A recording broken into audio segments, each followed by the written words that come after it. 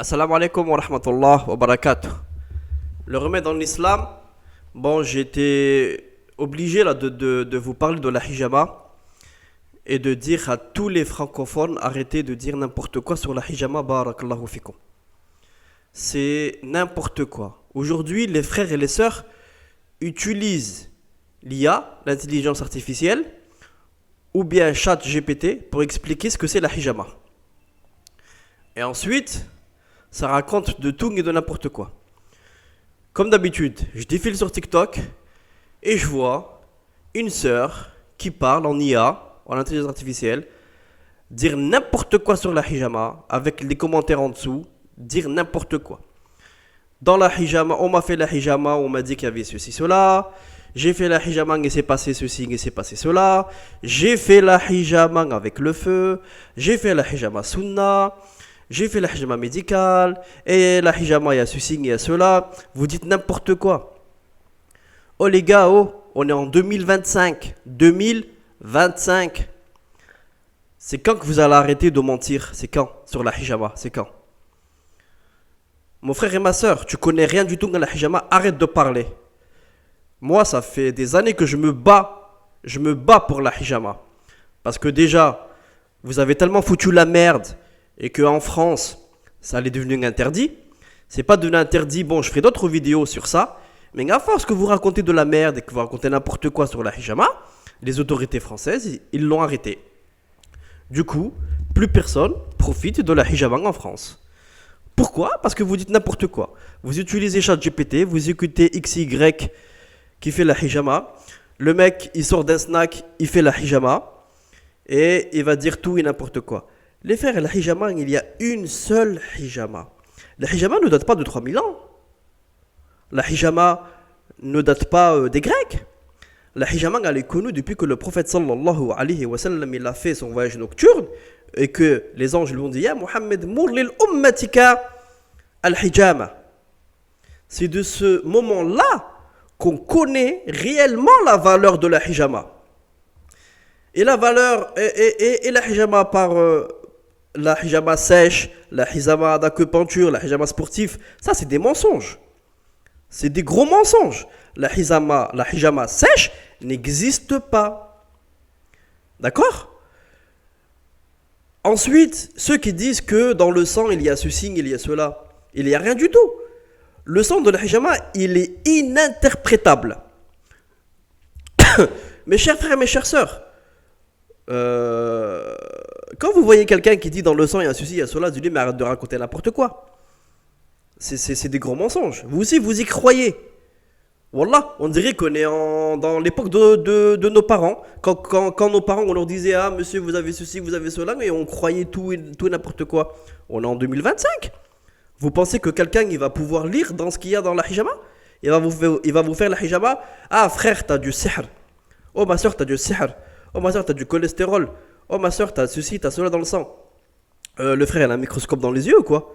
Il a un laboratoire d'analyse dans les yeux. Arrêtez de vous foutre de notre gueule. Les frères, barakallahu fikoum. Arrêtez de dire n'importe quoi sur la hijama. La hijama, il n'y a qu'une façon de faire la hijama. Il n'y a qu'une façon de dire le terme de la hijama. Comme je l'ai expliqué dans plusieurs vidéos. En France, ils ont arrêté la hijama. Pourquoi? Parce qu'ils disent la saignée. On fait la saignée. On fait la cupping thérapie ou je ne sais pas quoi. Mon frère, c'est pas la cupping thérapie, c'est pas la saignée, la hijama. La hijama, c'est la hijama.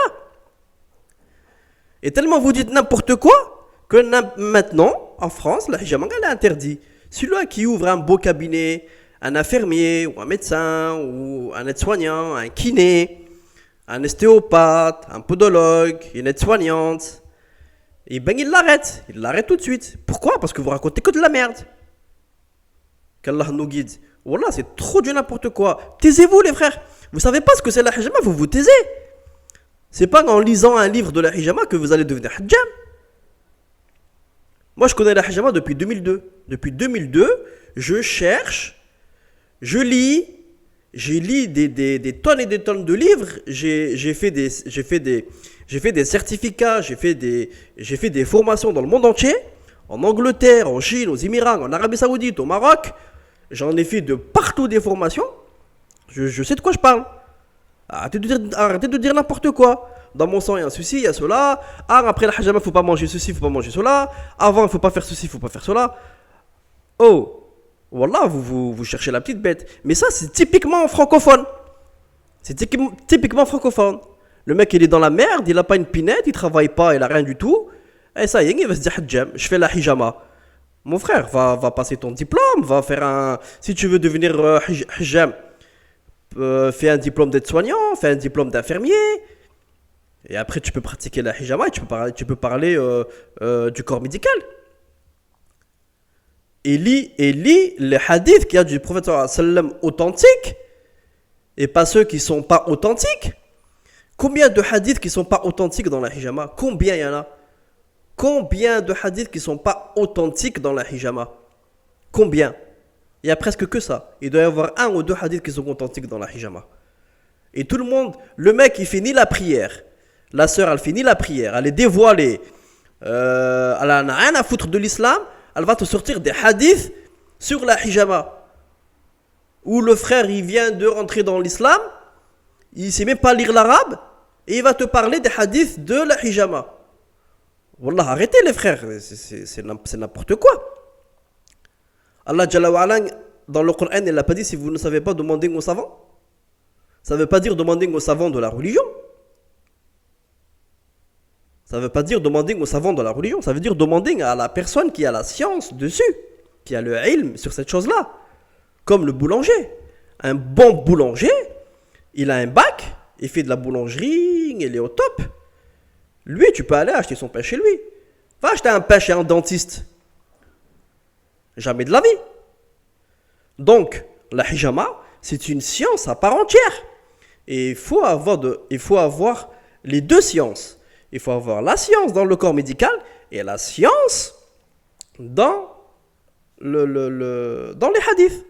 Basta. Arrêtez de raconter n'importe quoi. Qu'Allah nous guide.